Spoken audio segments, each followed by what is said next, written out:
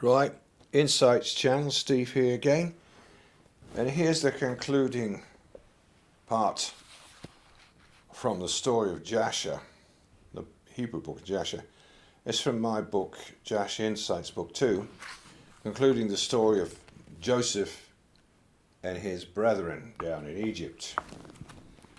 So we're here in chapter 54, and last time we got to the point where there's going to be a big fight, conflict between Jacob's sons, 10 of them, and Joseph and soldiers of Egypt. Big crescendo build up right here. And this is what happened. So Judah's threatening to destroy Egypt with all their supernatural powers because they took away Benjamin and hid him. It's a test by Joseph, second to Pharaoh, on his brethren, to see if they are still the way they used to be or whether they've changed. But they're also incredibly strong and very violent, and they've destroyed already many cities single-handed, and they're threatening to destroy all of Egypt. So you've got Judah and his brethren ready to go and destroy Egypt. But then Joseph had called Egypt and brought a big army. And he said, and Judah said, behold, I will destroy 3 of the streets with my strength, and you shall each destroy 1 street, talking to his brethren.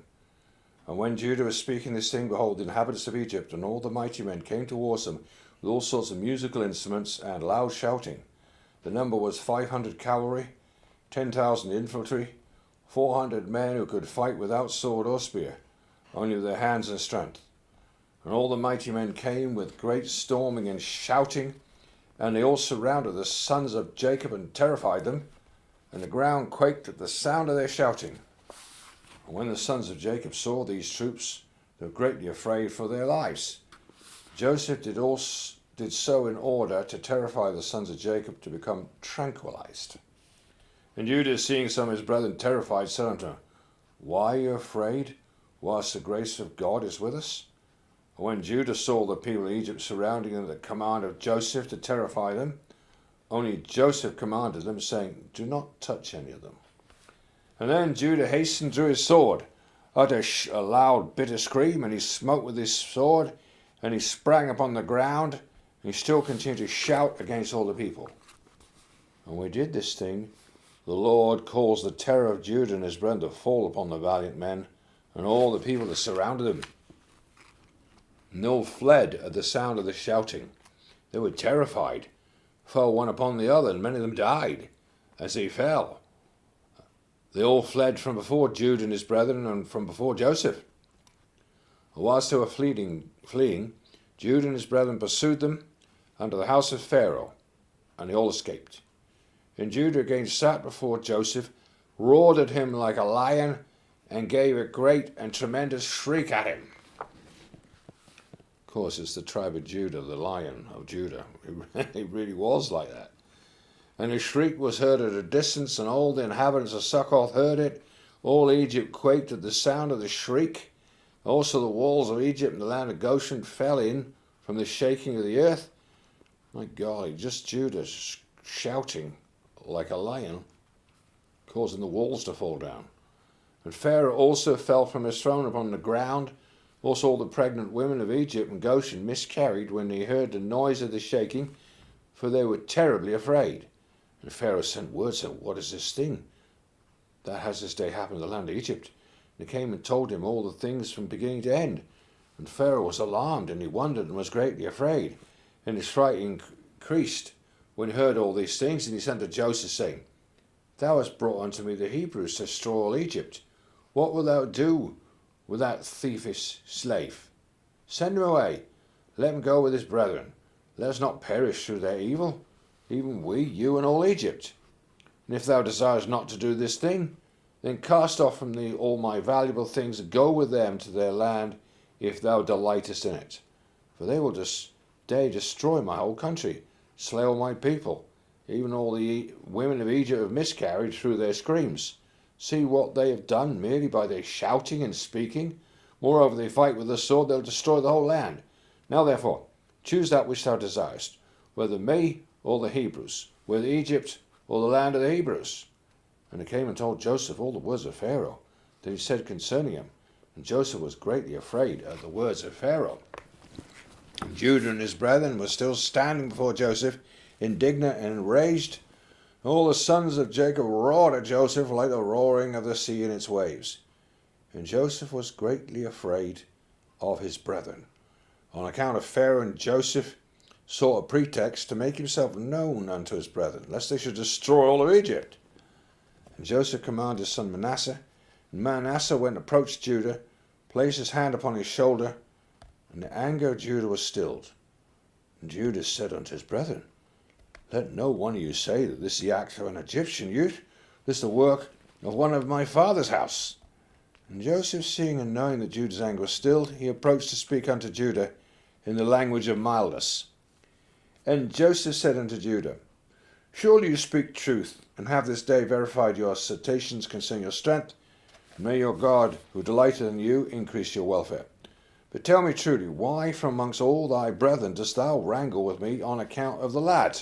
Meaning his brother Benjamin, as none of them has spoken one word to me concerning him. And Judah answered Joseph, saying, Surely you must know that I was security for the lad.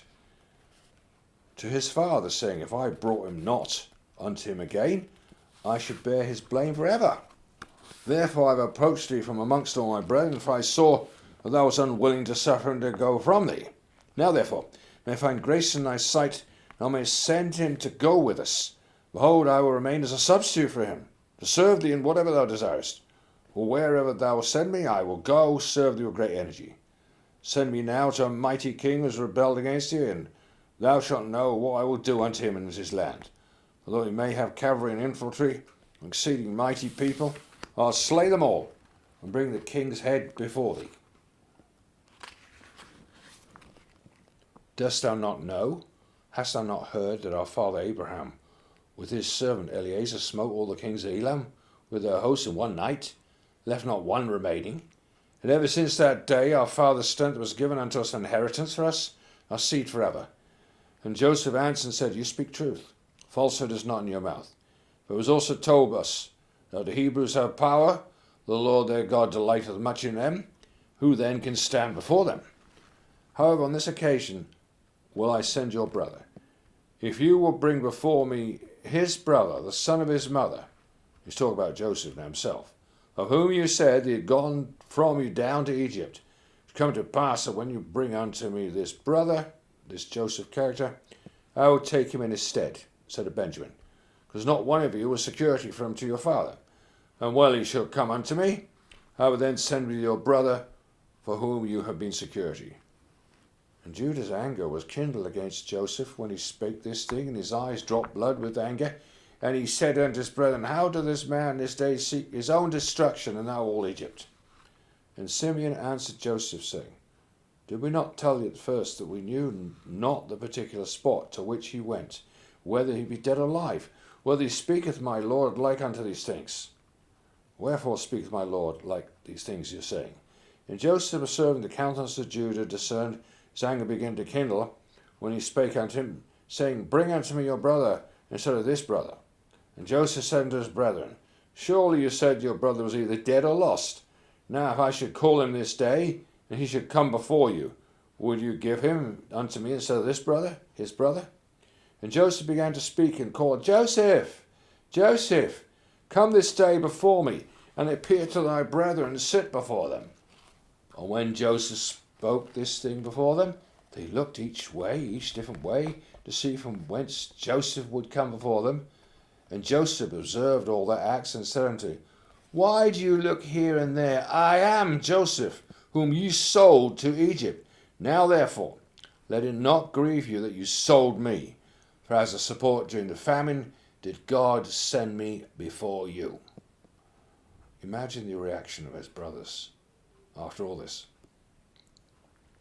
I say to a comment for what an incredible climax to this incredible drama.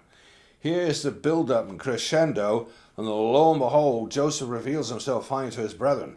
Of course, as soon as they fully realized who this powerful ruler of Egypt was, Then they became very afraid for their lives. All of a sudden they felt extreme guilt of having sold this man, Joseph, who stood before them, next to Pharaoh, as a slave only 17 years old, and he's having suffered many things, including separation from his own family for 20 years. In a flash of a moment, everything that transpired to Judah and his brothers since first coming down to Egypt suddenly all made perfect sense. They all felt like complete fools. So yes, his brethren would have felt absolutely guilty and terrible at that very moment that Joseph finally suddenly revealed himself to his brethren, whom he really was, their own long-lost brother Joseph. Reaction? And his brethren were terrified at him when he heard the words of Joseph, and Judah was exceedingly terrified. Why do you suppose that was? Why were they so afraid? And when Benjamin heard the words of Joseph,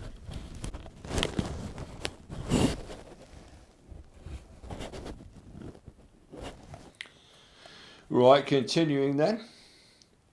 Isn't that fantastic?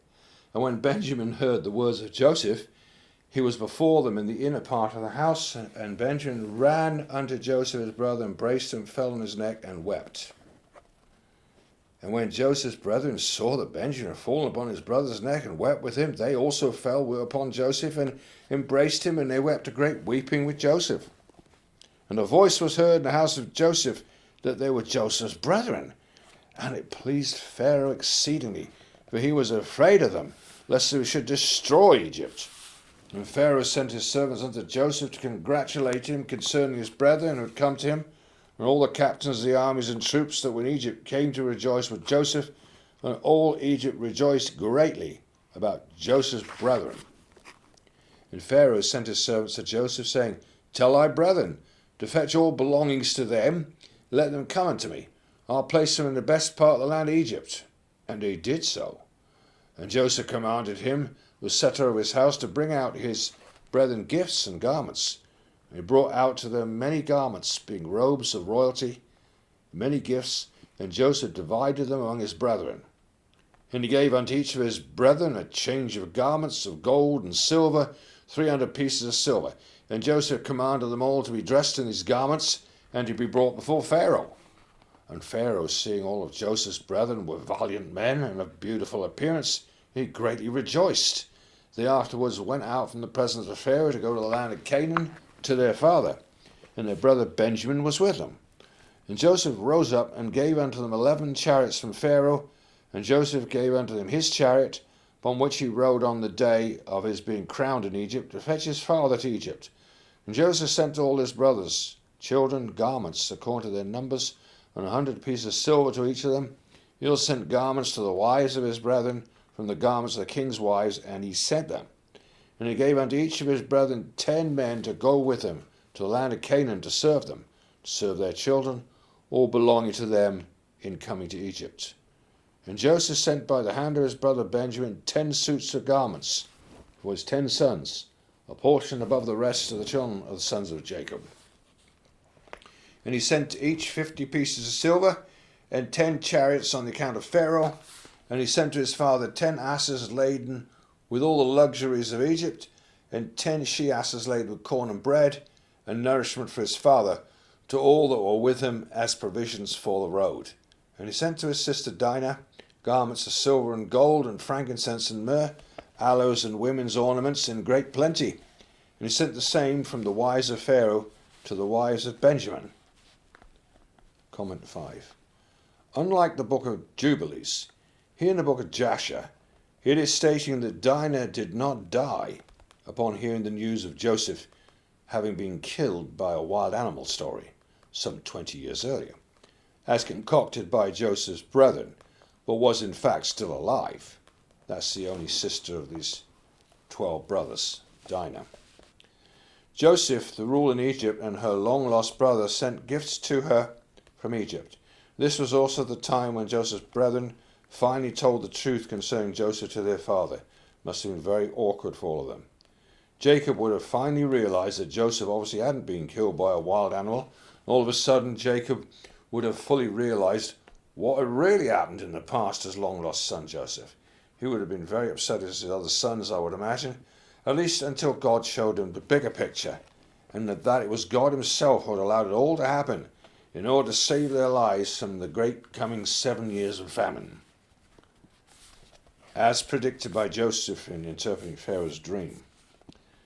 And he gave unto all his brethren, also to their wives, all sorts of onyx stones and bdellium, and from all the valuable things amongst the great people of Egypt, nothing of all the costly things was left, but what Joseph sent to his father's household. And he sent his brethren away, and they went, and he sent his brother Benjamin with them.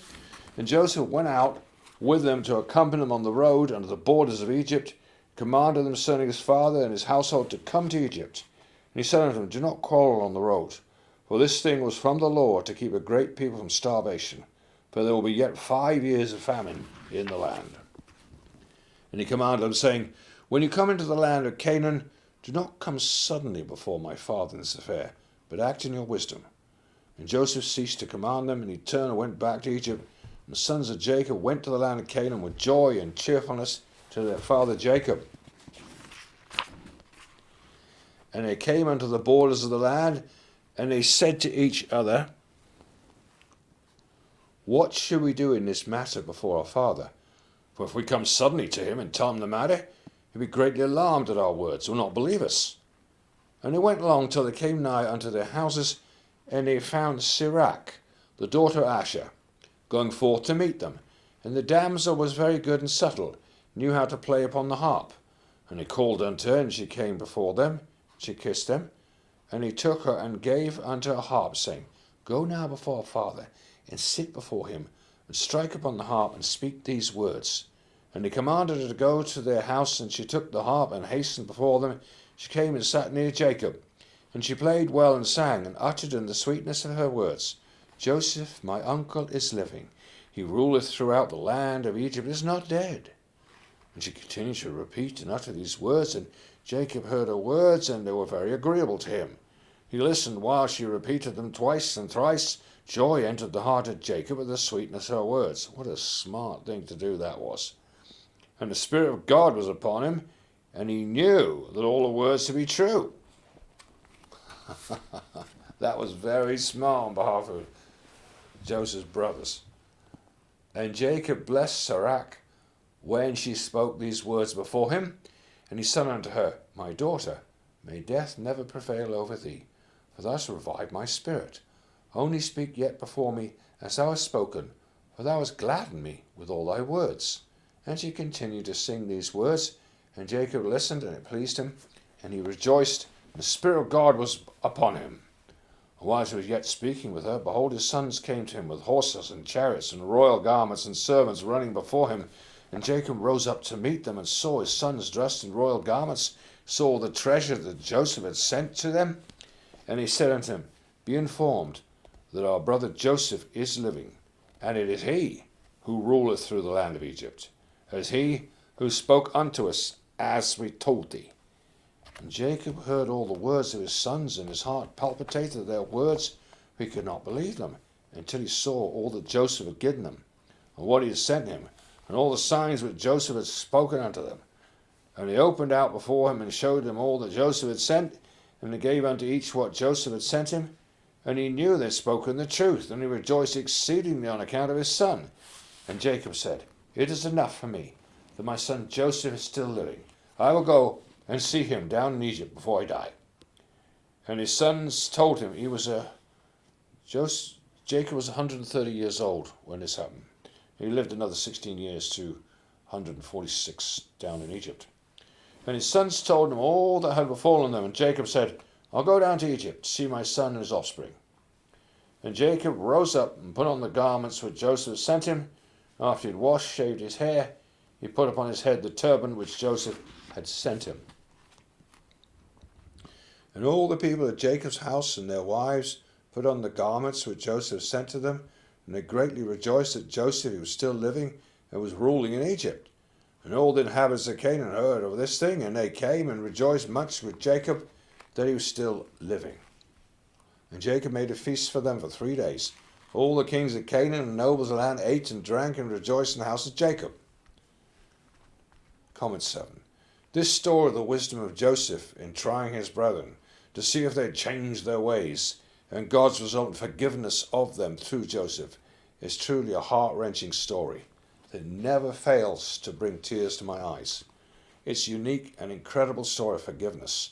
When one considers all that Joseph went through for 20 years, being separated from his family, sold as a slave at 17 years old by his own brethren, falsely accused by Potiphar and his wife in Egypt, thrown in jail for 10 years or 12 years, and yet God finally delivered him to become second to Pharaoh himself and Lord over the whole land of Egypt.